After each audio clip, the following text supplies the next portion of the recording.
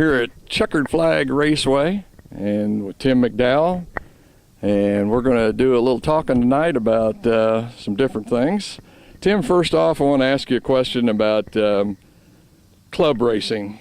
The Kansas Dirt Slingers has taken club racing to a new level as far as I'm concerned. You guys just took the concept and have really made a success out of it. You formed this club. First of all, how did that come about? How did you guys put this together?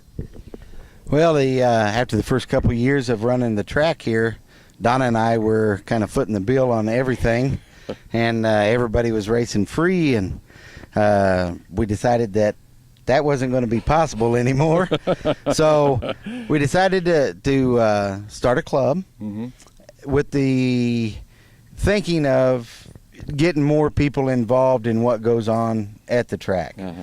Basically, Donna wanted me to get some help. Volunteers. Which I've had great ones over the years and still have good ones. Our primary goal, Mike, is not to try to compete with any track anywhere. That's not what our goal is at all. Our goal is to provide a form of entertainment for families to come out and have fun. That's what our primary goal is. If you come out on any given race day, you'll see me walking around asking people, are you having fun? That's what it's all about. Well, I've been just out watching it. I've had fun just watching because it's some good racing. You know, and we're in a totally different situation than all the other tracks. We have no overhead other than the water that we use and the gasoline that we buy for the tractors. That's it. So the club helps support that, and the track itself is basically self-maintained by the club funds. If we have something that we want to do, if the money's there, we'll do it. If not, well, we just wait till we get the money and then we'll do it. So okay. Just a real quick question. Could or should any track owner give club racing a try? Like you say, I think you've explained part of that already. Yes, you do have some different circumstances than what most track owners would have with overhead and things like that. But do you think some guys should give it a try and see how it works out? I mean, what I see is it gives them a little capital that they know they're going to have over the course of the year compared to who they're going to be able to bring in and the money that they'll make from racers. Well, I think it's something that everybody should give a shot at. I mean, yeah, the money is nice right up front.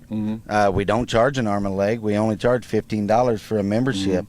But that does give you capital right up front that you have a little bit of money to play with to do some things to the track that you want to do.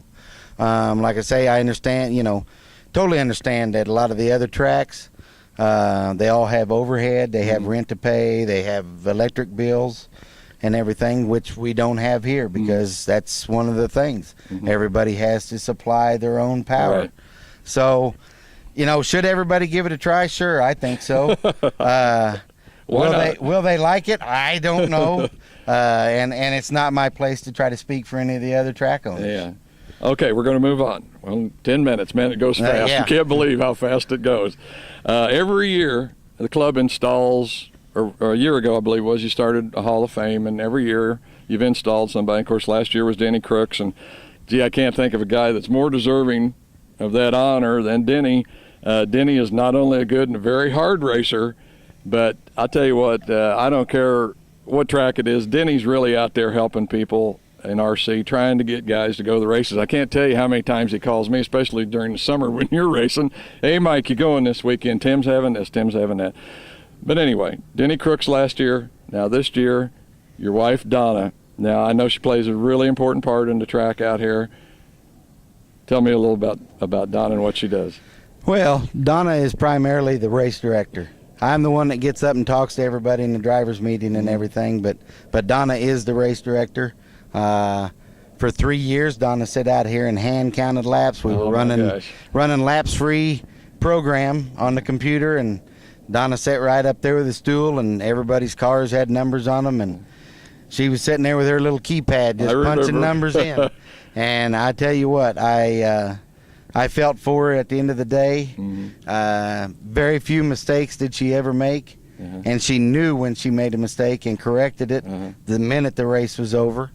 And I mean, she is the rock of this place by all any stretch of the imagination. Yes. She's it. Thank you. Okay. All right. We better move on. I know you got a lot to say about Donna, but I think we better cruise on through this a little bit further. I hate to cut you short on that. Nope, that's fine. Now, I know you and Sean Palmer have been buddies over the years. Sean raced here for a while before he moved on to Florida. And I know he's working with some new products. He's down there in Florida. I think he's working with Schumacher. But one of the items that they've brought to the U.S. market is the Speed Passion brushless system. Tim, if you could just tell us a little bit about Speed Passion, where they come from, what all they offer. Okay. The Speed Passion comes from China. Schumacher is the U.S. distributor for Speed Passion. It is a extremely smooth motor to run. That's what I've been hearing. Smooth power band. My explanation of the Speed Passion is it's like having traction control.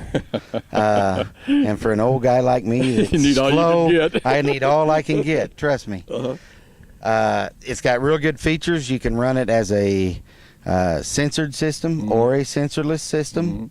All the programming's done with this little programming box that comes with every speed control. Just unplug your speed control from the receiver and plug it into the end of the box, turn the battery on, and you could just go right through all the functions and set it all right there trackside. Okay. Run out and test it real quick and come right back. Well, I'd have to think that's a tremendous feature, being able to have something like that to where you can just dial it into the track and not have to worry about your computer. It's real nice. Okay, and this I know probably most folks can't see this, but it's small wire about 6 inches long. One end plugs into the motor and the other one into the speed control. Okay, and that's the sensor wire. That's the sensor wire. You have a different. You just plug the wire, unplug it from your receiver, plug it into the programming box, and then go through your programming steps. And like I say, it's very smooth. They offer different motor sizes from a 13.5 all the way down to a 2.5. Oh, wow. The one thing I would like to stress, and I'm by no means am an expert in brushless systems, but I have found that if you go with the motor that is expected to be a little slower, you will be greatly surprised at how fast that motor will go, because you can actually change your gearing up with that motor more than you can gear down and detune a motor that is bigger than what you need. One other feature I think we were talking about there earlier too that we might just touch on, you can use any of the other brushless system motors. As far as I know, with the speed control. You can hook any brushless motors up to it, as far as censored or non-censored. Censored or non-censored. That's my understanding. Okay. I don't know why somebody'd want to run something beside the Speed Passion, but that's fine. Okay, we're all kind of out there, I think, in the field looking for brushless systems and stuff, since they've come in and really revolutionized, as far as I'm concerned, RC racing. Personally, I love them. The maintenance and stuff that it takes with a brushless system compared to brush motors is just, well, it's zero practically. I've had some of my systems probably 3-4 years, same motors, same speed controls, and they still perform, I think, just as well as they ever did. Although I had some of the old systems that didn't have the centered armatures, and I've had to go to those because I was thermaling. Right. But really a nice setup. I had another question, and at the moment I don't remember what it was. But I think, folks, we're getting pretty close on time. We may have to wrap this segment up here. All I can say is if you're in the market for a brushless system, why, make sure and check out Speed Passion. New product on the market. Are many of the hobby stores around here carrying them? I know that Hobbytown South is going to start carrying them. And I think they already have some in the store. You can get a hold of Sean Palmer or Adam Bailey down at Schumacher. You can call them or email them, and they'll be happy to answer any questions that you have. That's going to do it, folks. We got to wrap it up. From Checkered Flag Raceway.